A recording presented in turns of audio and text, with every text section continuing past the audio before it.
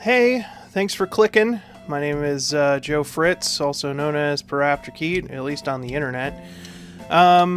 Today I'm just gonna walk you through how to make a real simple stencil.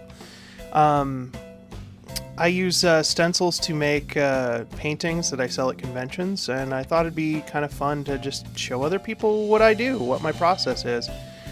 Now, I've found that pixel art is a really great thing to make stencils out of because they're already simplified for you. They're already just a couple of different colors. Like this one is like a Game Boy Color sprite, and the Game Boy Color can only display 4 colors at a time. Well, 3 colors and clear. Which is what usually ends up happening, but maybe jump over to John Riggs' channel to learn more about that. We're just going to do some stencil work here. So, first thing we want to do is make this bigger. So we're going to come over here. We're going to go to image size. And the first thing we want to do is where it says resample image. We want to move this to nearest neighbor. Now, if we don't do that, it's going to try to blur the image I'm talking with my hands right now. This is audio format. It's going to try to blur the image instead of giving us nice, crisp, pixelated lines like we want. We want those nice, crisp lines, especially for pixel art. So we click on nearest neighbor, and then we make it as big as we want. So I want this to be, let's just say, like, I put it on an 8x10 canvas, usually. So I'm thinking maybe like 7 inches. And of course you want to make sure that it's scaling, constraining all the proportions, all that stuff. So I want it to be at least 7 inches tall. Why isn't... Oh. Also important, make sure you hit numlock on your keyboard. So there we go. Nearest neighbor. We hit OK. And boom. Pikachu's nice and big now. Okay, so there's a couple ways that we can isolate these colors in order to make a stencil.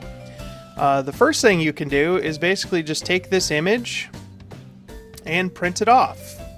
I recommend printing it off kind of in black and white or grayscale. You can usually still differentiate the different colors. But you could also do it in color too. And what you want to do if you're just going to print it off is basically just print off 4 copies of it. And then just go in with an X-Acto knife on each copy and cut out the different areas for each color. Like, let's say you wanted to do white. Cut out the square for his eyes, all that good stuff. That's very time consuming, and that's the way I used to do things. But I have since bought myself a Silhouette Cameo. It's a paper cutting device used for crafting and whatnot. So I'm going to show you, I mean that way you can literally just grab the image. From this point on, you could grab that image and then go sit down and make this right now with an X-Acto knife. So, you know, if you wanted to put this, like, say, on your kid's dresser, or maybe you wanted to decorate something, whatever you want to do with stencils, you can literally just print this off 4 times, and then each copy, just pick a color and cut that out, and then just line it up on whatever you're trying to paint Pikachu on. And we'll be talking more about how to do all that in the coming videos, but for now we're just going to focus on the stencils. So I'm going to show you how to prepare this for a paper cutting device. The first thing you want to do is not buy a Cricut, because those things have their own infrastructure. I made the mistake of buying a Cricut originally, and I didn't like it. My silhouette cameo has, I've had it for a year, and it has done right by me. So, but the first thing we want to do is basically I just want to fill everything in with black for the first one, for the first thing. But I'm gonna save this. We will just save this. Save this as it is, as a ping. And then we're just going to fill everything in with black. Now this is going to be the first layer of the painting.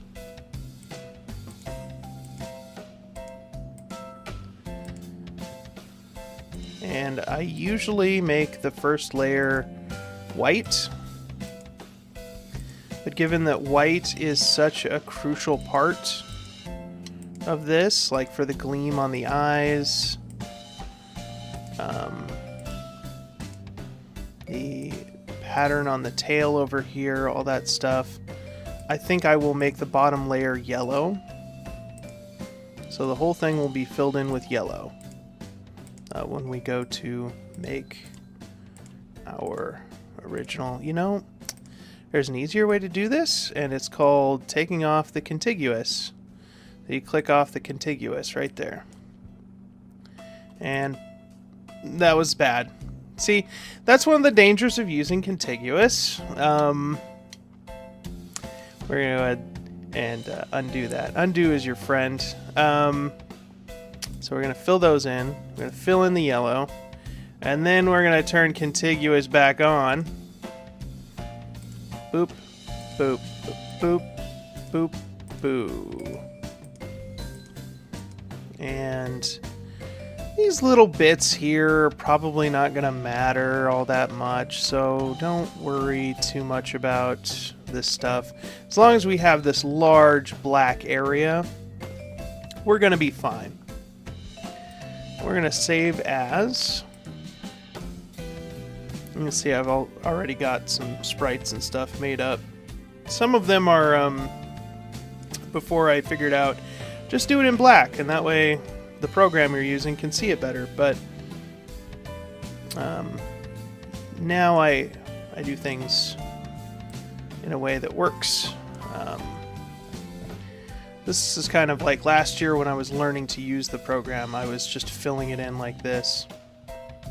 You can see. So we're going to say Pikachu 1 and save it. Just hit OK on that. We're going to come over here and close that. We're going to tell it no. We're going to open that Pikachu sprite file again. And we're going to pick a different color, only this time we're going to remove yellow. So we're going to fill in the yellow with white, contiguous off. Boom, bye-bye yellow. And you know what? Bye-bye red. And that's just about all I need to do on this, but the one thing I really like to do, and this tends to make things... Thanks, Kitty. Yes, we hear you. We hear you, Kitty. Oh, yes. Yes, Kitty.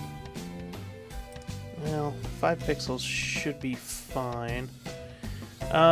I come in here with the line drawing tool. Do not get on my keyboard. Do not get on my keyboard. Thank you, Kitty. Thank you for not getting on my keyboard. I don't care. I'm not editing this. What I like to do in these situations, where if it cuts out, it's going to basically make... This little square here is just going to fall out, but I want it to be attached. So what I usually do is just use the line tool, pick and just kind of draw a line in these corners, and just do it anywhere where you don't want it to fall apart, basically. I try to do it on almost every single one of these little areas. You don't have to. After a while, you'll kind of get the hang of which areas are going to stay in place and which ones aren't. But I've found that... yes, kitty. Yes, you are scratching everything. I have this kind of room back here with all these like carpet patterns on the wall to help with the sound. And the cat loves to claw up the walls back here, which I don't mind, because if he's doing it back here, he's not doing it in the living room, where my wife will murder him if he does it in there. So, and I love my kitty. I do not want him to be murdered. So like I said, I'm just kind of doing this to, and you see with black, in fact with most colors, when you go to spray paint this or even airbrush it, it's going to flare out from the stencil a little bit. It always does that. So even if you leave these little gaps in here, they're not going to be that noticeable. They're not going to be as noticeable as you might think they are once you have the stencil made. And that's just something I've learned from doing this I've been doing this for 2 years now. Yeah, it's just one of those things where I saw other people doing stencils, and I thought to myself, well, I could do that. And I'm gonna tell you right now, if you see somebody doing something and you think to yourself, well, I could do that, you should be doing that. You should immediately go out and do that, because it's good for your brain to do that. I think it's good for your psyche. It's good for it's just good for you. Creativity is like a bodily function. It's not healthy to ignore it. We'll say. You can take that in a dirty direction, or you can take it in a clean direction. Either way, it's kind of the same thing. I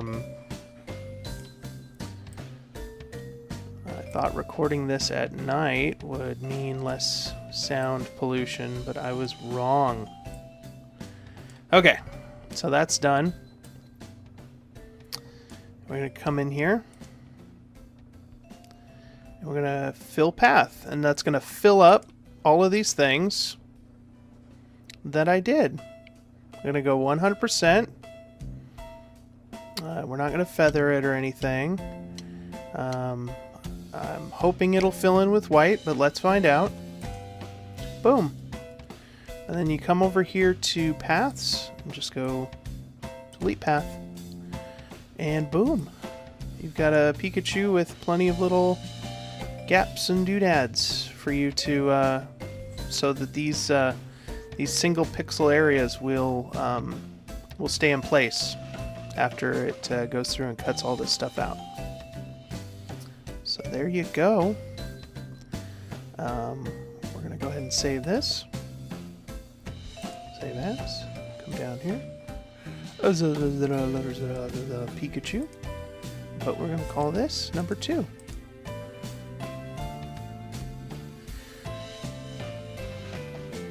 Save. Okay.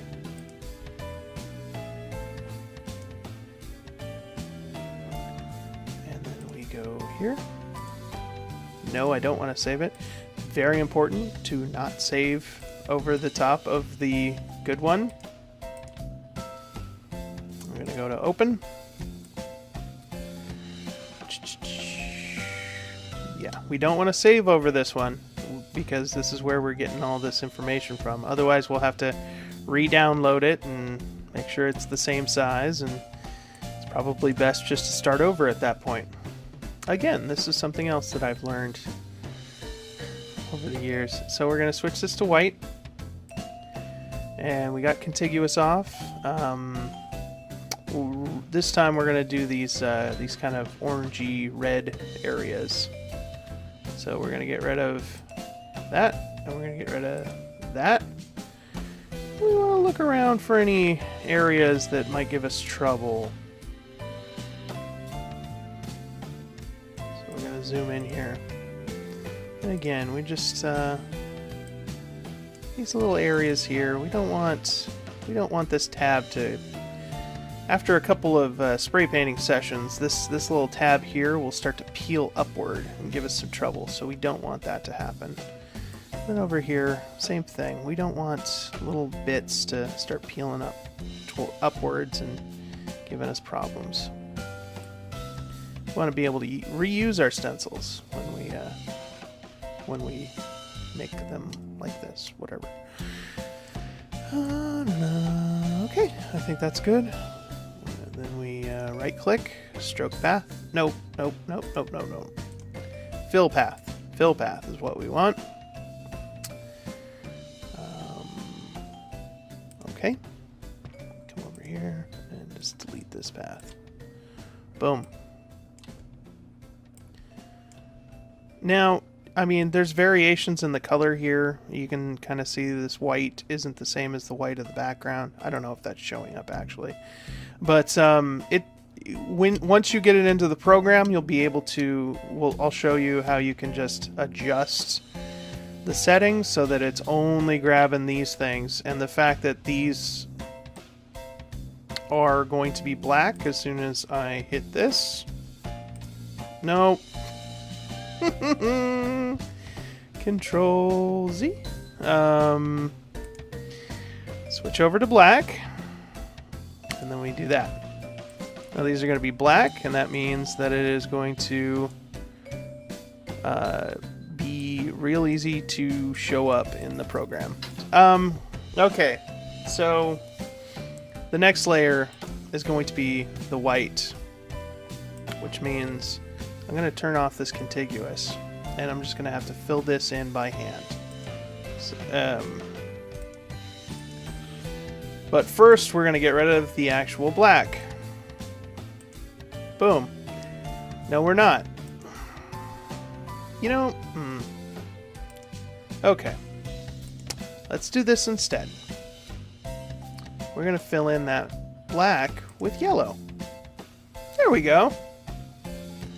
I'm going to switch this. Now we can just fill in the areas inside the Pikachu with black.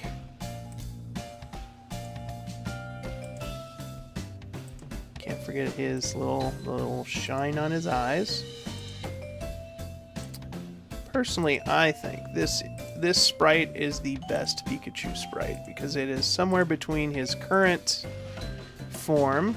Now this right here is an empty space, so we want the background to come through on that one.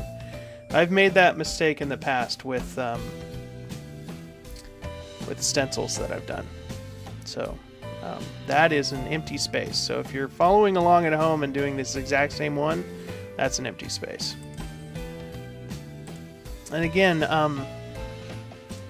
8-bit sprites are perfect for this kind of stuff because they are only a few colors. They're only 4 colors, usually. There are some exceptions. Mega Man is an exception. And it's actually really genius the way they make Mega Man out of a variety of different sprites in order to do things like animate his face separately from his body, and that's why Mega Man can blink. I don't know if you knew that. That's why Mega Man is able to blink and express himself, and his face is a separate sprite from his body, and that's why he's able to have multiple colors and all that stuff.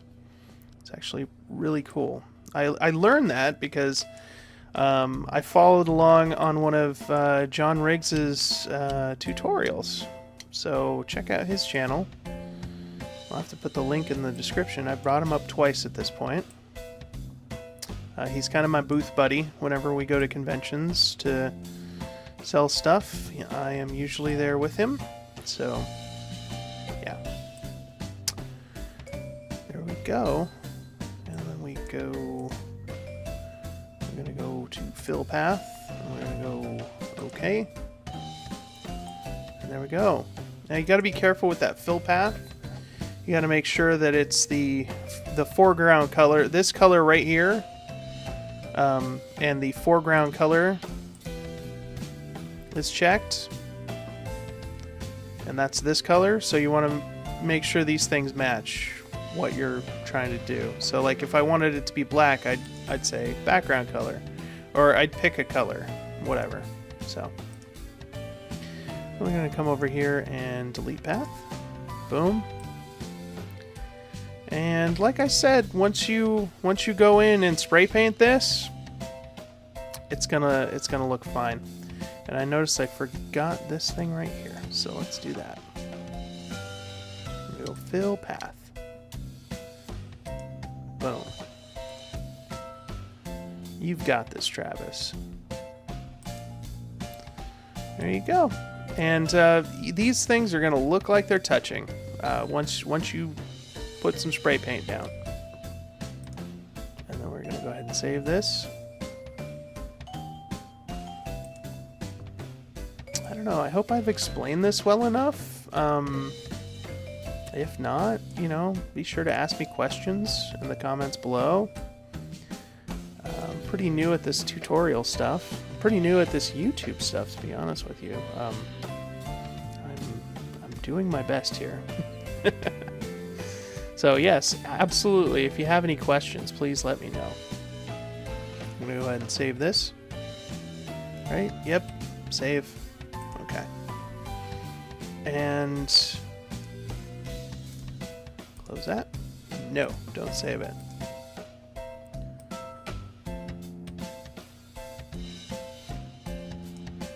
And that's it. That's all 4 colors of Pikachu.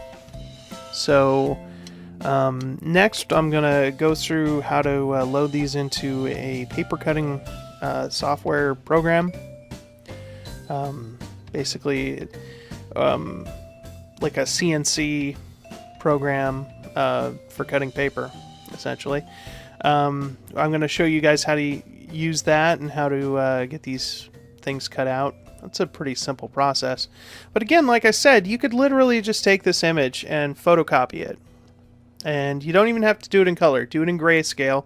You can usually tell what colors are what. You just kind of have to pay attention. And if you need help, you can always look at the color image and just kind of write in each space what color it is. Maybe just one letter, like red or Y or R, Y, W. And you know which ones to cut out, and when you are, say, cutting out the yellow, you want to have the yellow.